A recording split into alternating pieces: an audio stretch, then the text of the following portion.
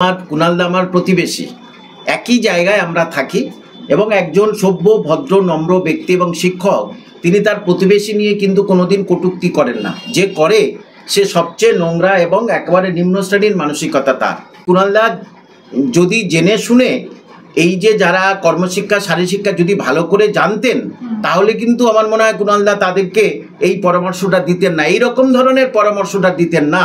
কারণ এই কর্মশিক্ষা শারীরশিক্ষার যারা এই যে তাণ্ডবটা চালিয়েছে, পুলিশের সামনে তাণ্ডব চালিয়েছে, প্রকৃতপক্ষে আপনার চ্যানেলের মাধ্যমে প্রত্যেককে আমি জানাতে চাই ঘটনাটা কি, যে প্রত্যেকটা পরীক্ষার জন্যে প্রত্যেকটা বিষয়ের জন্য এসএলএসটির অনেকগুলো বিষয় আছে, সেই প্রত্যেকটা বিষয়ের জন্য এক একটা শূন্যপদ থাকে, সেটা অনেক আগে তৈরি হয়। তাহলে কর্মশিক্ষা শারীরশিক্ষার শূন্যপদগুলো কি আগে পূরণ হয়ে গেছে? আর সেই জন্যেই কি সুপার নিউমারি পদ তৈরি করা